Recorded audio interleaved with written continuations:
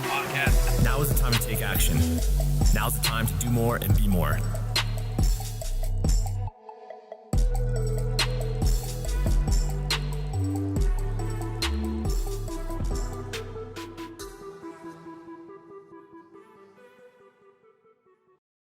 So what's up, cuz? What are you doing? What's up, Paisan?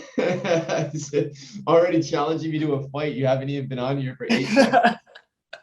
Yeah, man. I don't know. Let's go. I still think I can take you, bro. I don't know. I don't know. I don't know about this. I feel like I'm looking at those arms saying that they're telling me otherwise. Those arms are telling me otherwise. You're right, man. It's been a while. It's been like 5 years since I've been in there. I don't know, man. I still got the movement. I can still move.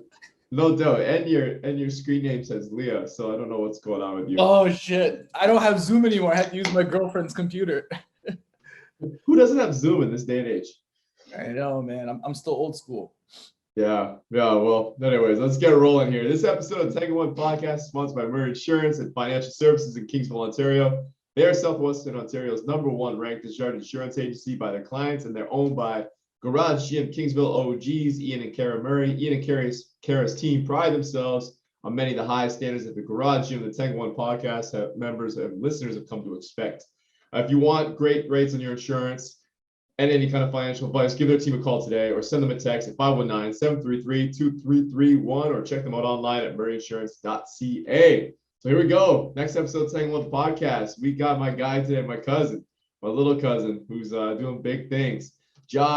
Joshua, I like to call him Josh, Jack Knight Cameron. He's an entrepreneur, writer. He's the author of the Amazon bestseller. Crazy, right? Love Fiercely. I just have my copy. It's right here in front of me. Love Fiercely, which is a collection of poems written by Josh. He's also Olympic trials finalist in boxing with 185 fights, winning 150 of them, which leads me to believe I might lose that challenge if we go. And right now lives in Vancouver, born and raised over here in the 519 in Windsor. And he does some consulting for TV and film industry these days too, right? Yeah. Along with a whole bunch of other stuff. What's up, man? What's up? You ready to roll? Yeah, I'm kind of glad that we don't talk too much and we just save it for the podcast.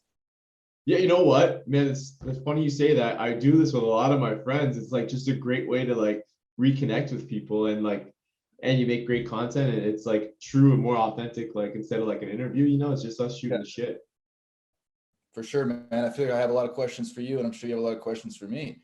Yeah, let's go after it. So coming from a guy who's had a lot of concussions, my last little sponsor plug here, HQ.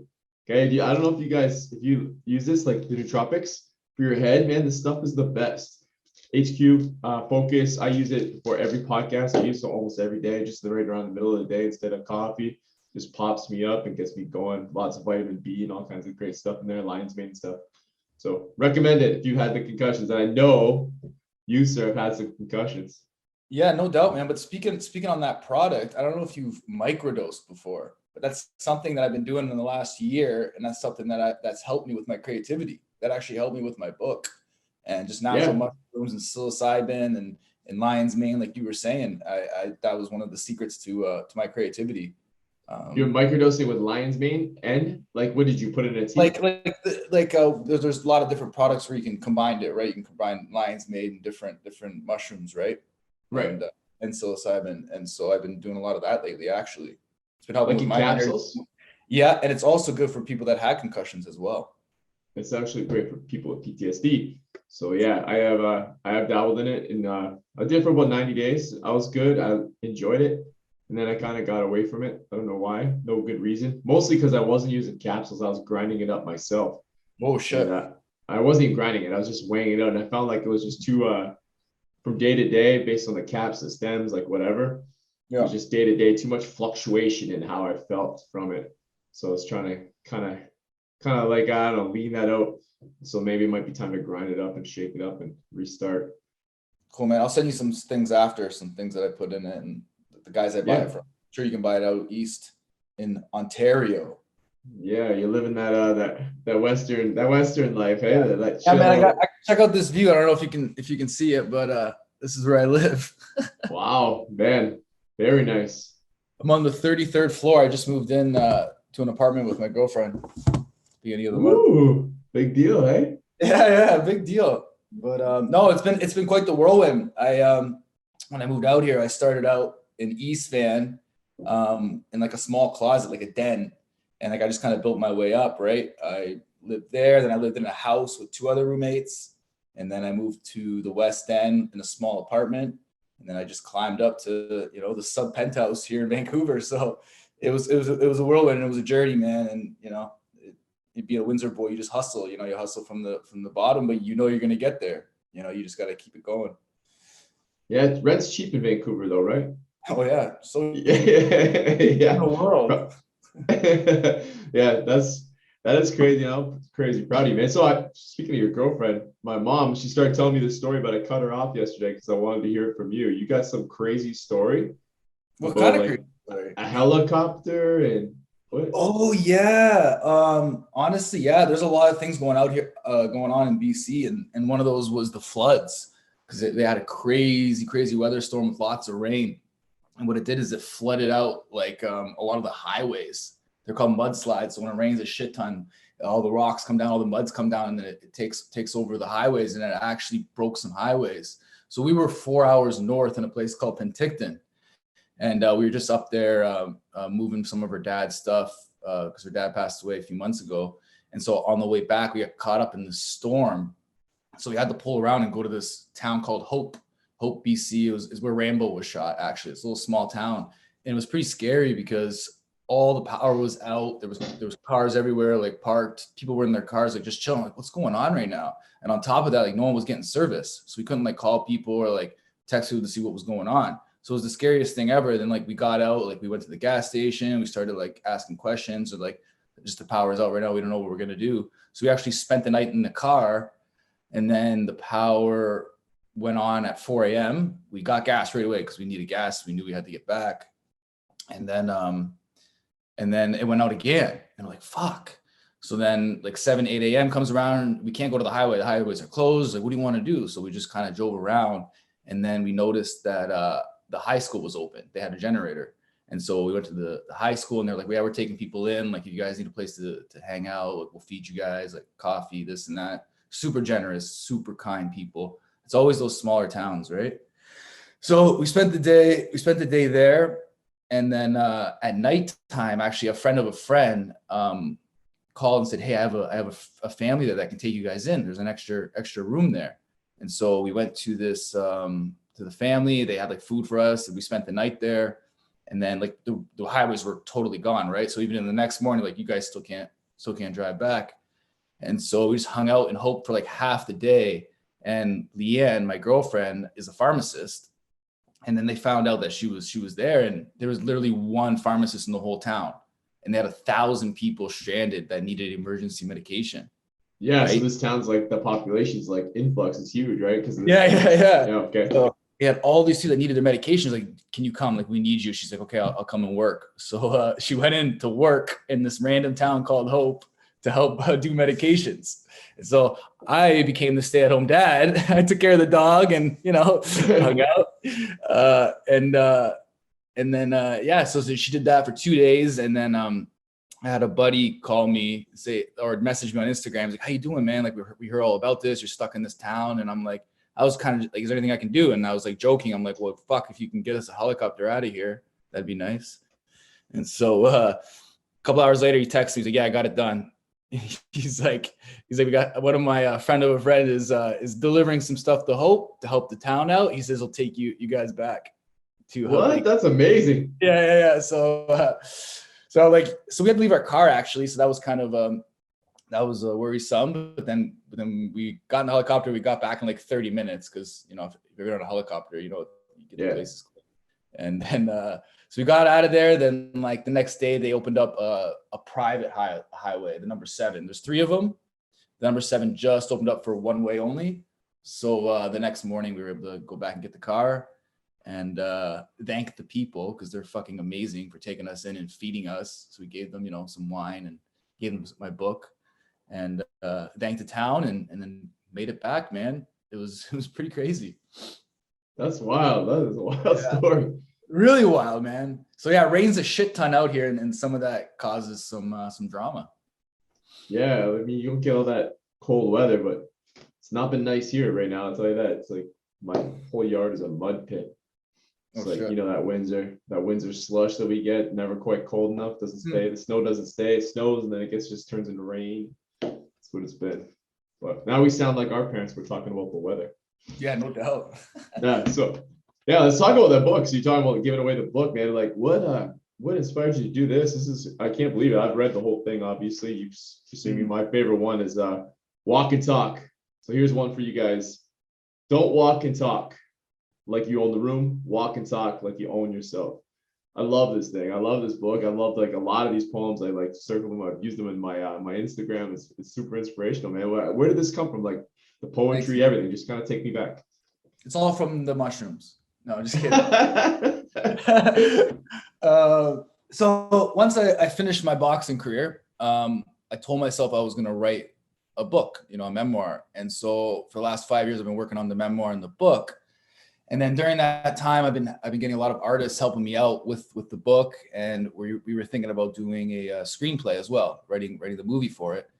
And on top of that, I just started writing poetry for fun. Like it was just one of those things that I was always into, and I was like, I'm going to try it out. So I started reading poetry books, and then during COVID, I just had some extra time to write, and so I had this collection of poems, tons, like hundreds. Obviously, there's only like 37 in that book, but I had all these poems, and then I ran into somebody who published a book before, and I was like, yeah, I want to publish a poetry book because I have all this stuff that I want to get out there, and to me, it was very therapeutic to write these things because a lot of those poems are very, very personal, and a lot of them are touching on personal relationships and personal perspectives, and to me, that helped me as a human, and it was very therapeutic. And so I was like, you know what, if this book could help me unleash what's going on inside of me, maybe it can help somebody else. And so I said, all right, we're gonna publish it. So I published it for maybe to sell 20, 30, 40, 50 max to like my closest friends and family, right? Be like a cult classic or whatever. I sold hundreds in like 2 hours. It was the craziest thing ever. And then it really it changed my life, man. It changed my life to be like, Amazon bestseller in Canada. I started getting a lot of phone calls and interviews. I got invited to be part of this network called the Boys Club Network that I'll touch on in a bit. It's an amazing club. And yeah, man. And so basically it started from therapy and getting it out, and it turned into an art form. And it's like rap, it's like creating music. It's creating art. Whereas before, boxing was my outlet. I used to unleash what was going on in me through fighting. But since that's gone, I had to find different outlets. Obviously, fitness is still important, but I feel like writing and speaking, like this is therapeutic too. Speaking to you, right, is a way to let out any demons or anything inside, Yeah. So that's where it all came from. And so did you have enough copies ready to get out? Okay, so it's on Amazon, so it's print on demand. Okay. So Amazon's incredible. There's this app called KDP, and you sign up for KDP, and all you have to do is send in your PDF format and your cover and everything, and they print the book for you. So that's the soft cover. Right? There's hard copies and there's soft copies, right? Right. Okay. So it's print on demand. Like you can order hundreds, thousands of books, and Amazon prints them out for you, right? It's interesting, man. They're trying to compete with the publishers because the publishers are crazy. The publishers take like 90% of the profits, right? It's crazy what publishers do. Amazon takes 50%. Wow. And they deliver for you. I started writing a book during COVID, right? So I wrote like 12, 14 chapters, something like that. And it was flowing, it was easy. And then once I got to the part that was like all the anger and all the sad parts, it was like it became impossible to write. So when it was like it got to like the leaving the police service and the happiness of the garage and all these things, it just became like I couldn't write anymore. And like I'm kind of stuck in that 75% complete portion of it, which is weird, right? Like once you took the emotion out of the writing just stopped. So it was like I understand what you're talking about with the therapeutic part, but I don't know if I ever will finish that book. I have no idea. It's not like a huge on my list of things to do, but it was at one point. Did you find that at all? Because you're saying when your emotions stopped, you stopped writing? Yeah, when the bad emotions, I guess, stopped. When I got all the bad stuff, the stuff that was bothering me out onto like my Yeah. Word documents or wherever I was typing it, I found that I was just like at a writer's block. Like to write and have Mm. any kind of like, I don't know, like I could write it, but the story just stopped being exciting. It stopped being passionate. It stopped being like, I stopped enjoying the writing part of it, I guess, once I got to the more docile or part of my life, I guess. Yeah, it was because it was that was your outlet. Maybe you needed to like get it out somehow, and then once you got it out, you're like, fuck it, I think I'm Yeah, good. like that. Maybe I'll just go. Yeah, maybe I'll just like to be continued and then just Yeah, sell yeah, it. yeah. Hey, Right? Fly the flag. Send it. that's Send fucking it. fungus. Yeah. Yeah. So you talked about therapy, right? So like part of that is this all coming, you think, from like the boxing, like leaving, like I know like for me, leaving policing was a hard thing to do. And it was like becomes like your identity, right? And I imagine you went through a lot of that when you were leaving after 185 fights and being so close to that goal of yours of being in those Olympics. Like, was that part of the therapy, do you think? 100%, and this is where we can relate, is finding your identity, right? Because I was Josh the boxer for 20 years. You're Yes. the fucking cop, and to find something else, to leave that behind was probably the hardest thing I've ever done in my life.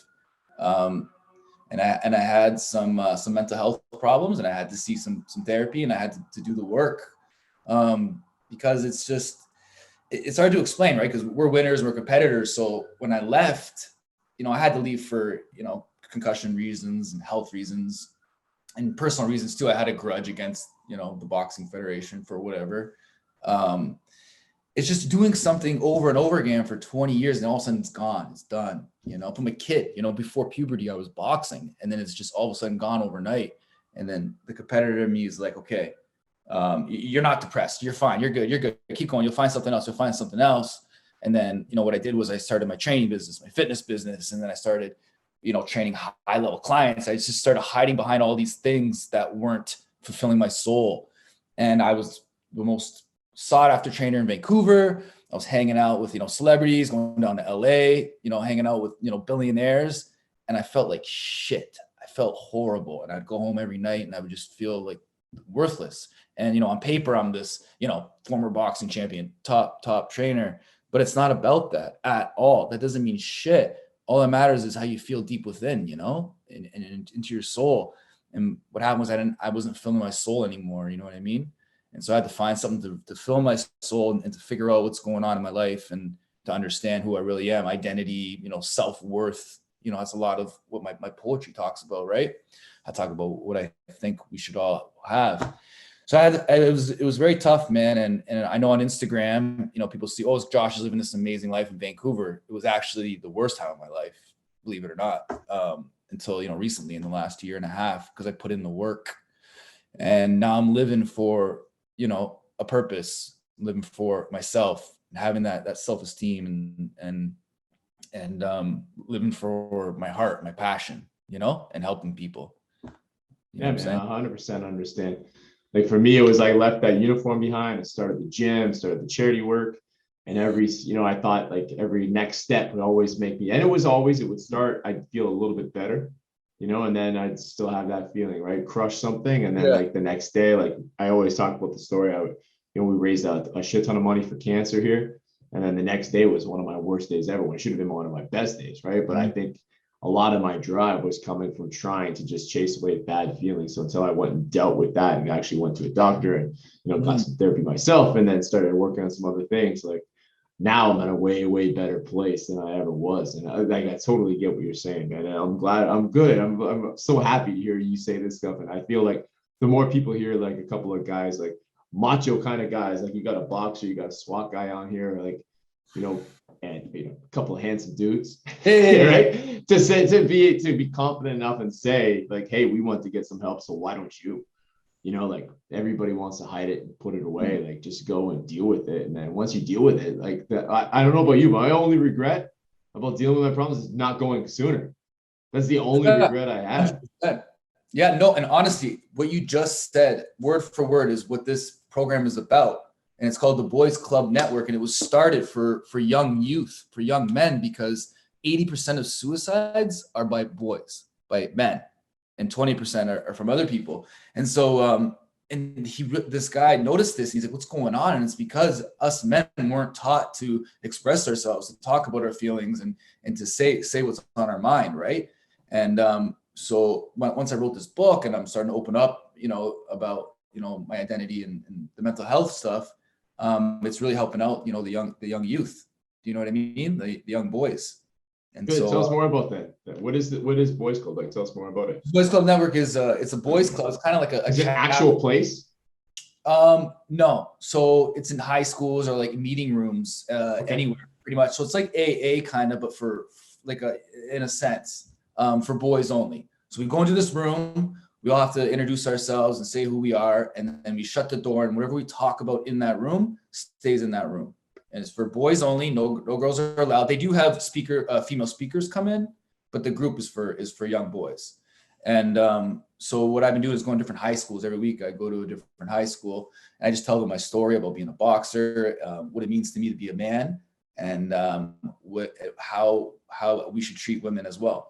And so we touch on all different kinds of things. And that actually has been changing my life as well. It's been giving me a lot of purpose and meaning, because my goal was always to give back to the youth, to help out in any way that I can.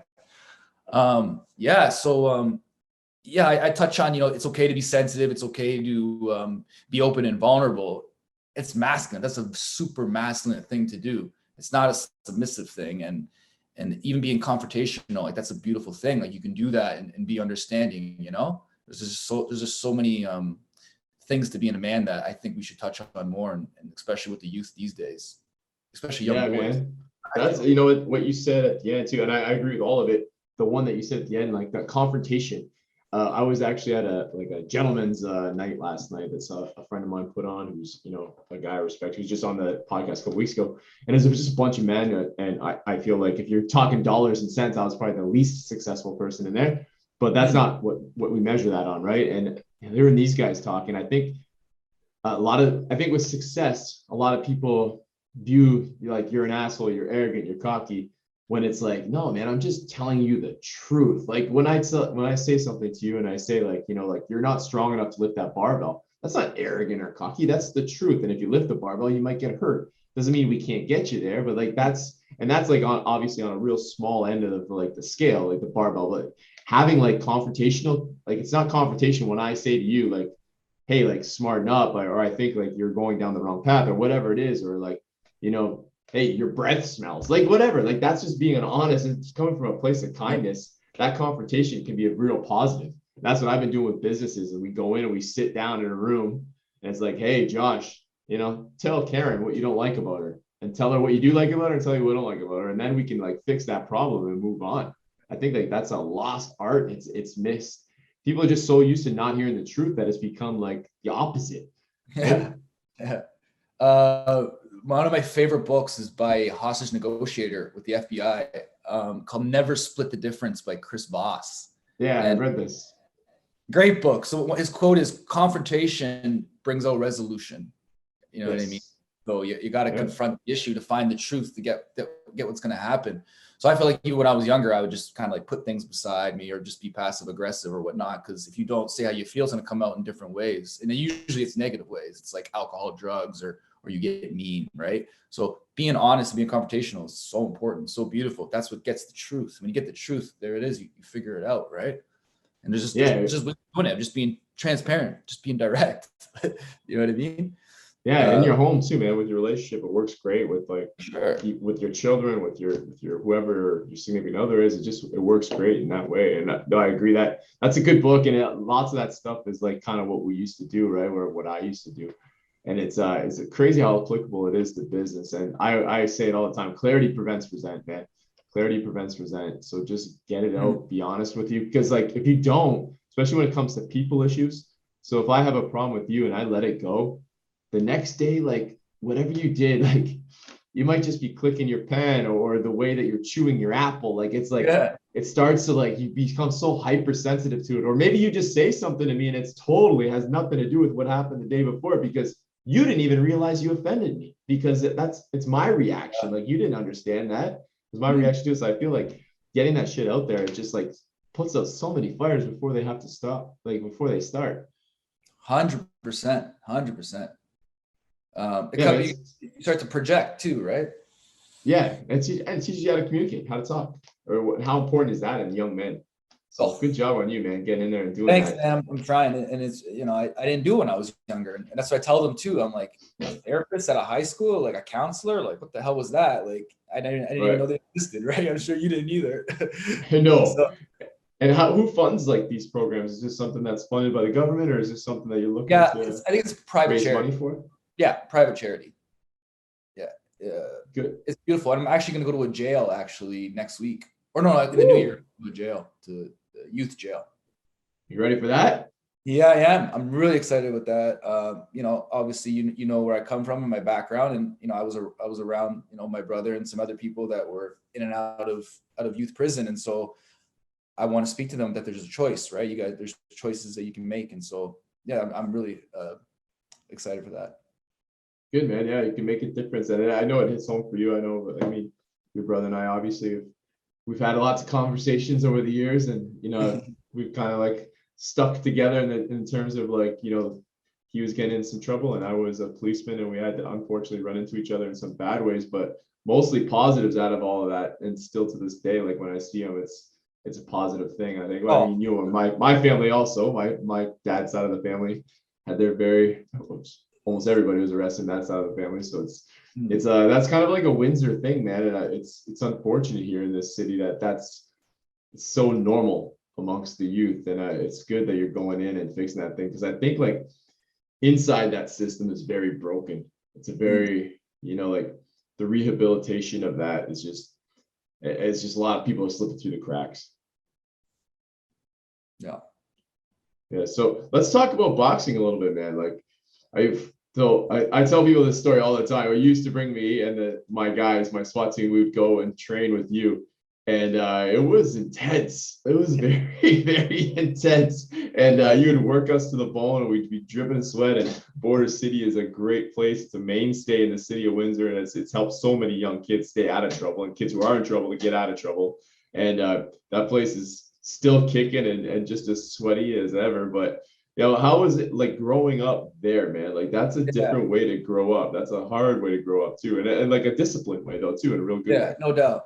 Yeah, I would say it was my second home, but it was definitely my first home. And I wouldn't be where I am if it wasn't for Border City. And that was my place. That was my temple. That's what kept me off the streets. That's what kept my head on. And having coaches that were both teachers, they fucking promoted education, putting your school first and then your sport second. So those are things that just touched my life on a personal level, an athletic level, and actually now that I'm older and a businessman, a business level, because when I was boxing, I would help out as much as I could around the club, right? I'd volunteer because I didn't pay any monthly dues. I was a kid, right? But what my return was cleaning the gym and just helping out. And then the older I got, I did like other things like help promote fight nights. So I'd go around and learn marketing, and then that's how I would learn my talking skills, right? These are things I learned now, right? So I'd have to go door to door. Okay, I got to go to charities. I got to go to these business guys. You know what I mean? This is in my teen years. And the older I got, I started promoting fights. And then I'd call fighters and I'd be the matchmaker, in my late teens, early 20s. And I'd be promoting fights, marketing fights, interviews with the newspapers, you know what I mean? Doing all these things as a young youth.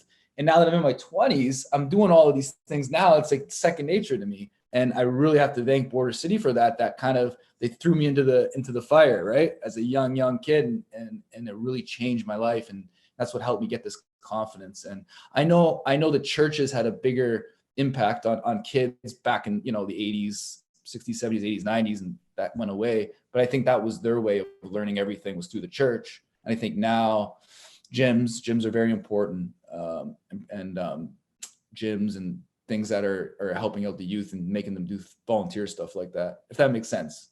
Does that make sense? Yeah, no, it totally makes sense. Totally. And yeah, you're developing a skill set that you just didn't know that you're getting. Right. Yeah. And then we talk about communication. That's one thing that we work on hard with my boys now, man. It's like that's lacking because of, like one, the social thing, wearing masks doesn't help that, I guess, either. And then all the screen time and stuff that happens with these kids is just like, we bring them into our gym, and we're homeschooling, right? So it's very important that I bring these guys into the gym all the time, where they're around other successful people that are working hard. and they have to have conversations like, hey, don't look him in the eye when you speak, like don't look away, speak confidently, like, like before you cry, let's talk about it. Like that's like the kind of things that we're driving home. And that's the lessons I think you learn in a place like that's a hard, I mean, it's a hard-nosed place, a very loving place, but very hard-nosed place in at Border City, and a lot of guys who didn't, get so successful out of there in terms of, I had to lock up a bunch of people who, weren't capable of continuing on that right path. And I know Josh Canty and all those guys and Allison and so many who are there and have come and gone, and so many who are still there are really making a difference in that Drew Live Road section. And man, like, I know the last time you were home, but like that area, Mike DeFazio, like these guys, that area, that Drew Live Road it's really coming along. Ford City is beautiful right now. I love it. Lots to come. Yeah, no, I know I'm hearing a lot about that. And I think just before I left, Michael started that it's a hardware or construction. What does he do again? Yeah, he's making like reclaim furniture, like everything. Furniture. Like he's a reclaim wood and then makes anything out of it, not just furniture. Like he makes everything and anything and everything out of this place. And a lot of guys there, and Kyle McDonald, a lot of guys who are friends of this podcast, really driven that Ford City, and it's something to be proud of down there right now, man.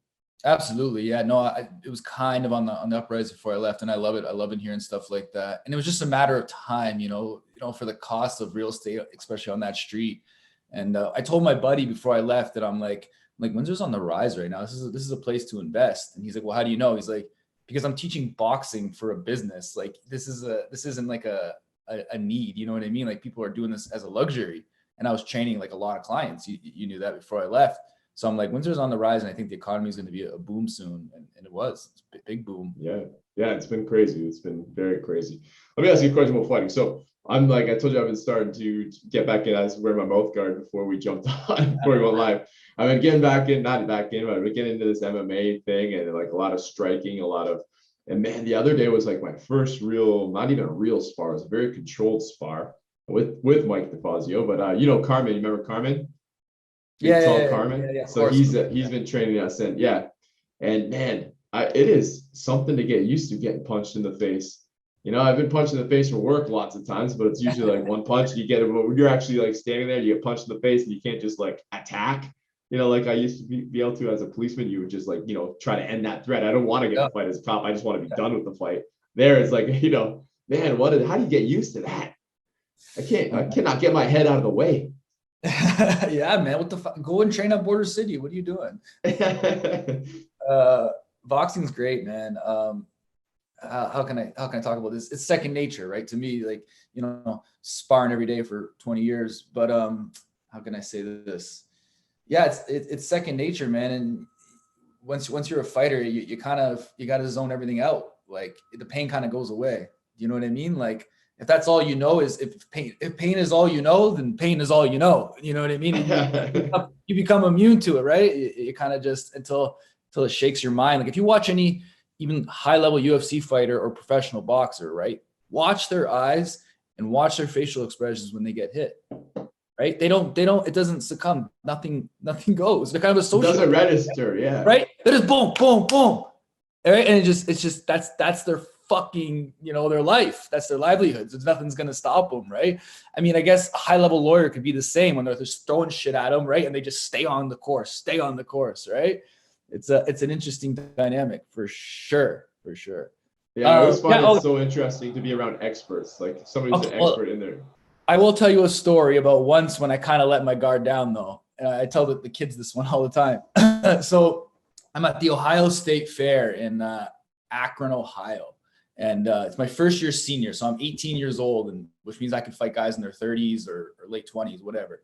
So I had to fight these two like jacked, like mid 20 guys from Cleveland or Cincinnati, wherever they're from. And then in the finals of the fight, I fought this huge, like jack, tatted up, like fucking all from here guy. And we're going to war, just slugging it out. And then in the third round, he started to die down. So this was my time to shine, because that was usually my asset, was my cardio. And so we're in the third round, we're scrapping. He keeps trying to hold me. He throws me to the corner. So his back is to the referee. He spits out his mouthpiece and he fucking goes, "Arr!" and he bites me right in my fucking shoulder. I'm like, I I look at the ref, I'm like, he fucking just bit me. I'm like, he fucking bit me. And the referee's like, shh, because you're not allowed to talk and fighting, right? So I was like, what the fuck, man? So I'm like, whatever. Now I'm real pissed. So then now I start going in and out. I start using my skills, start working on beat the shit out of him. And then I ended up winning the fight. And then at the end of the fight, he comes up to me and he goes, yeah, I'm sorry, man. I'm just from the streets. This is how we do it, And we shook hands and that was it, man. But sometimes you come out of it is what I'm trying to say. You can't have you got to be in the moment too, right? Oh my God. Yeah. Oh. That's just one of the many, many, many crazy fucking stories. So when did you start like writing? When did art become part of you? I've always been attracted to art for some reason. I've always loved it. And I would go to these readings on Juilliard, actually. I'd go to readings and I would always go to the short storytelling by Marty Gervais, very well-known artist. And I enjoyed it and I loved it. And I was just so intrigued by it. I didn't know this until later on. And I would just be sitting there listening to these guys speak with words and use these words to create emotion and then to make us feel emotion. And I'm just like, I would go to all these things. Even when I was in Toronto or like California, I'd see poetry or reading nights and I would just go, or even plays. I always just go and was attracted to it. Like more than boxing fights. Like I don't even like watching boxing that much, to be honest. I'm going to be real with you, but I love artists and creativity and how these people can erase emotion with just words and how they speak, right? And how they use their energy. So to me, even though I'm just getting into the art world, I'm going to be an artist now for the rest of my life, for sure. Like I'm going to keep writing and go from there. So that's where it came from, man. It's just this passion and this love that make me feel. It definitely made me feel. Good. And where do you think that's going to go now? What are you working on? Like, I finished my second poetry book. I think the memoir thing's I'm still young, right? So I think it's going to keep going. And a screenplay. I wanted the screenplay of my family and my life story as a boxer until like I was like 18, like child to 18 is going to be the screenplay. Yeah. The camera. That'd be an interesting story. I mean, man, your dad, like, let's talk about him a little bit. Big Jim. Yeah. Big Jim, I always talk about him because he fought at one of the first ever tough man contests in Detroit. Right. I actually saw, like, I think at your house, I remember being a kid, he was showing me like the program or something, right? Yeah. I feel like that. So he fought at the second one ever. The first one was like in Novi, Michigan, and then the second one ever was in Detroit. And it was huge. And then after that, it blew up, right? The tough man contest, they made movies about it. So then he won his first fight and he lost his second fight. But they captured this picture of him punching this guy. And so they captured that. And the next year, that was the front cover. So that's what that must be what I saw. Yeah. And so people that don't know, that Tough Man was like, these guys are bare knuckle fighting. Yeah. No, there was gloves, but they're street fighters. They're not like, they weren't like world champion boxers. They were basically tough man, like street fight guys known for like, being tough in their neighborhood or whatever. Right. That's how they sold it. Wow. Yeah. That is great. But my dad had boxing experience. He had like 30 amateur fights, maybe. He was the Ontario champ. And then he went to the Canada Games and got a bronze. And then actually in 2007, I found out that I qualified for the Canada Games, the same one he went to 30 years prior. And so obviously there's shit talking going on there saying, well, I don't know if you're going to beat my bronze, kid, blah, blah, blah.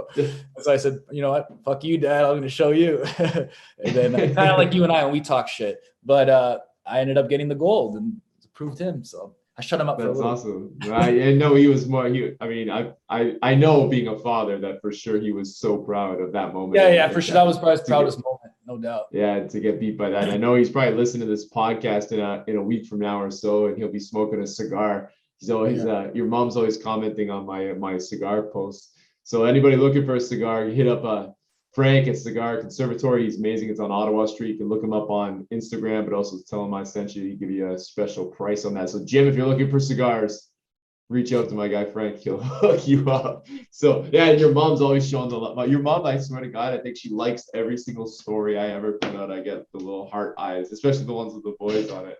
Your mom's always been such a kind person.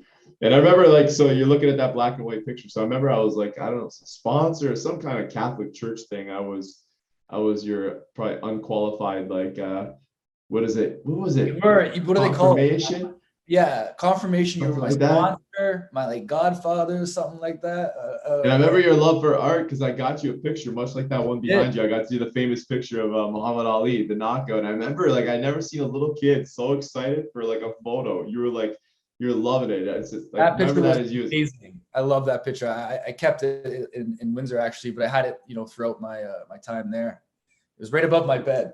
Right above my bed. Yeah, I remember that. I remember being like, yeah, man, this kid is all right. You were like such a smiley, happy kid all the time, which was always like, I always found it so odd that you were a fighter because like you never had the persona that I would imagine with a boxer because you were always so like smiling and kind and like, loving life, full of life. And I remember coming to watch you fight a few times and, that was always a hard thing. I can't imagine being your mom. It was like hard to watch you get hit in the face, right? Yeah. It's an odd thing to do. For sure. Yeah, two things from that. Number one is Mike Tyson's the best example of someone who's smiley and sensitive and cries all the time on podcasts. And he was the most ruthless in the ring, right? And so that's another thing that I bring up with the boys club. And I'm like, man, like you can be literally anybody in the world and accomplish anything. Like if you look at Tyson, he's so sensitive, so vulnerable, so open, and he's a killer in the ring. He knows when to turn it on and turn it off, right? And we were saying about my mom. Yeah, my mom's amazing. I wouldn't be who I am if it wasn't for my mom. And I think it's because of her genes and the Sicilian in her that really helped me be a fucking fighter as well, right? Yeah, man, the Sicilian genes, they're angry. They're always angry about something right now. Yeah, or holding grudges or something. Yeah, holding grudges. You're probably in trouble right now. And Fran's right out of you right now. Oh yeah, especially now you're talking about the shrooms. Now I gotta have to answer a million fucking questions. Thanks. Yeah. At Christmas dinner. That's right. That's right.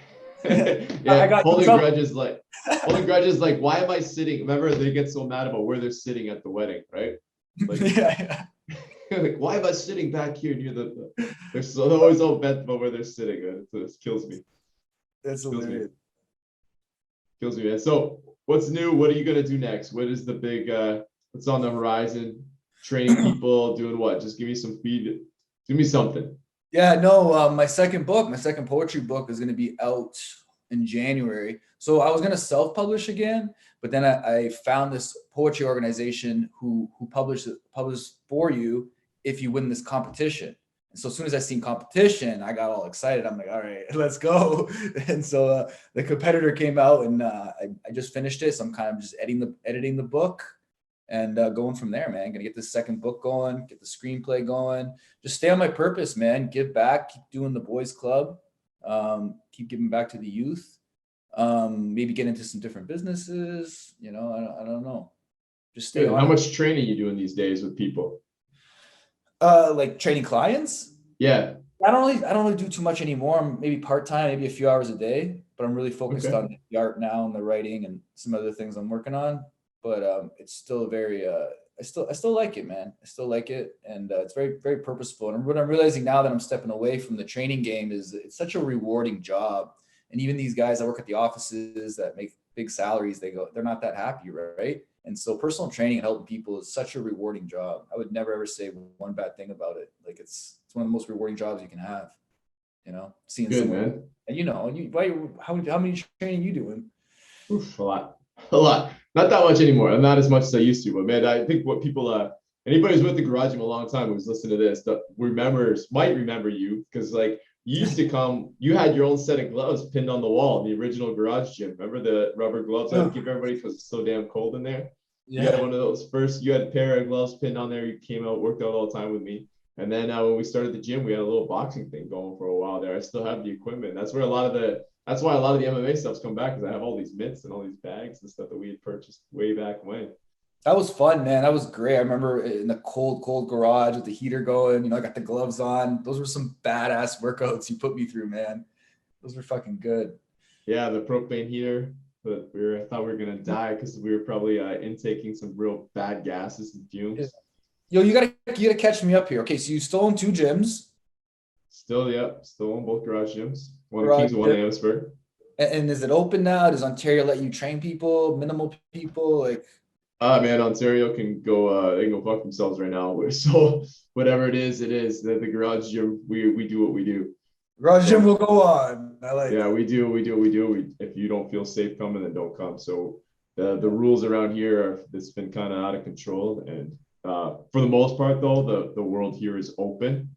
I know there's a lot of people are still running around scared, I think, and it's unfortunate, but that is what it is. And we just do the business as best we can. And it's like my job is to make people healthier and stronger. And I think it's never been more important. So that's what we've been focusing on. And if that means opening our doors and subjecting ourselves to criticism, that's what we're doing. Good for you, man. I love it. You got to stand for something, right? Have to stand for something. Yeah, it's that this whole situation forced us to make some decisions that, I probably wouldn't do again. I think the burden of leadership, I always say, is to make the decisions based on, without fear of whatever could happen to you, prosecution, or without like wanting to gain from it. And I feel like it really, those rules and all these things that Ontario has done, and this happened throughout the whole country, has really forced some people to kind of like maybe go against their morals to save themselves and their families, which is unfortunate. And I just, if I was to do this again, I probably would have done things differently, but happy where we are and, not looking back, just learning from it.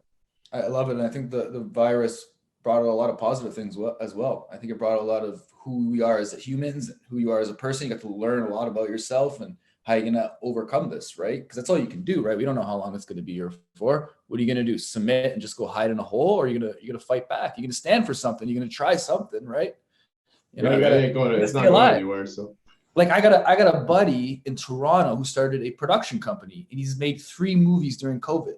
Like, you know what I mean? Like people, you got to fight back. You got to either, fight or flight, that old quote. Like you got to overcome this shit. Like you got to figure it out. You can't feel bad for yourself. You can't feel bad if something's going on. Write a fucking book, take something else, learn some courses, learn poet, like whatever. Right. Yeah, absolutely. Absolutely. I took a bunch of courses and I feel like our business is in a way better direction than it was before COVID. So there's a lot of great things that came out of it. And at this way, it's not going anywhere. So you might start to live, man. It's time to live and get out there and do some things and get some fresh air. So you coming home for the holidays or what? No, I'm not coming home for the holidays, but I'm gonna come in January for a wedding. Yeah. I got a girlfriend now, so there's 2 families I gotta make happy. Oh my God. Oh, your mom's not gonna like that answer. We'll see if we can edit that one out. Yeah. Oh man. She's gonna come after. The Sicilian, 2 families. There's only 1 family. That's I can hear her saying it. There's only 1 family. It's only 1 family. So, anyways, man, it was great catching up with you. And let's get this. You're back in January. Let's get a workout in. Let's do it. Done. Throw some punches at my face.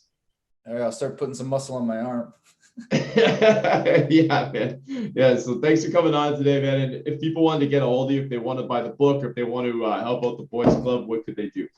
So my book is Love Fiercely by Joshua Cameron. You can get that on Amazon, amazon.com or .ca. And the boys club is on Instagram. I always tag them on my Instagram, which is I am Josh Cameron boxing. I am Josh Cameron. And you can get it through you. Yeah, awesome, man. And it was at my house in like a day, I feel like.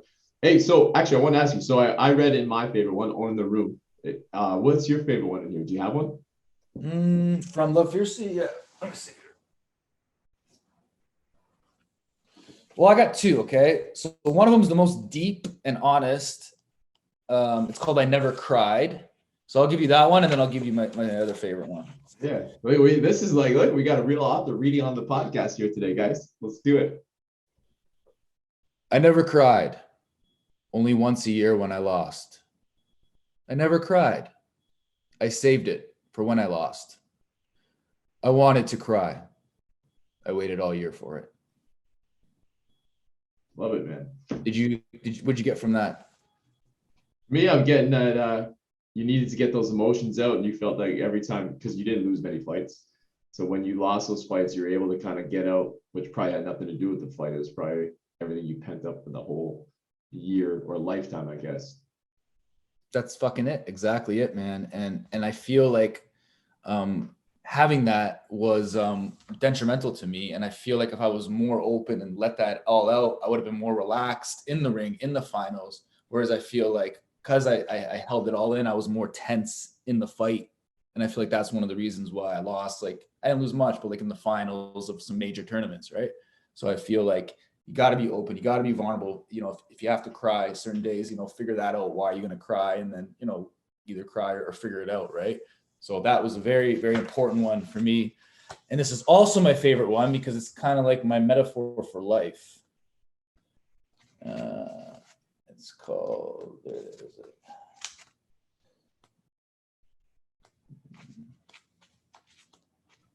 I know you liked all my loved ones too, right? All those loved ones, Tony? Yeah. You like those Oh, ones? yeah. Oh, yeah. Lover boy, you're a hopeless romantic, aren't you?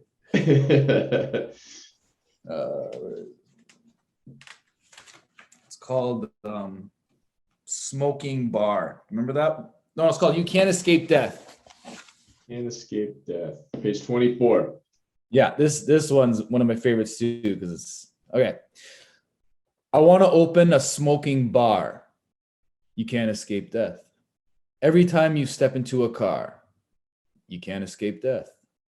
There's a million other ways you can't escape death that will keep you up for days. You can't escape death. When it's your time to go, you can't escape death. That's part of the flow. You can't escape death. I want to open a smoking bar so I can enjoy a Cuban cigar. Love it. Yeah. That's Love it. That's life, man. What are you going to do, right? You got to enjoy life. Yeah, exactly. You know what? And the smoking bar thing too. It's like, okay, you're making the choice to go in there. You go in and you go, well, and that's my thing with this whole, with all of the COVID. I feel like everybody should make their choice based on where they feel safe, whether that's getting a vaccine, not getting a vaccine, going to a place where it doesn't have masks, going to a place that does have masks. You make the choice based on your comfort level. And like at the end of the day, like you said, you can't escape death. So if you're going to avoid living it, you're dying before you get there. 100%. There we go. I love it. That's the most relatable thing to fucking COVID. Yeah. Yeah, man. I think that's a good way to end this thing too. So I'm gonna stop this recording and then we can shoot the shit off air just for a minute.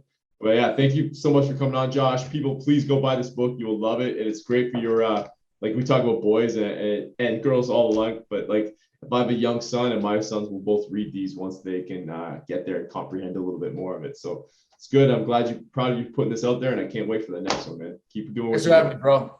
Now's the time to do more and be more.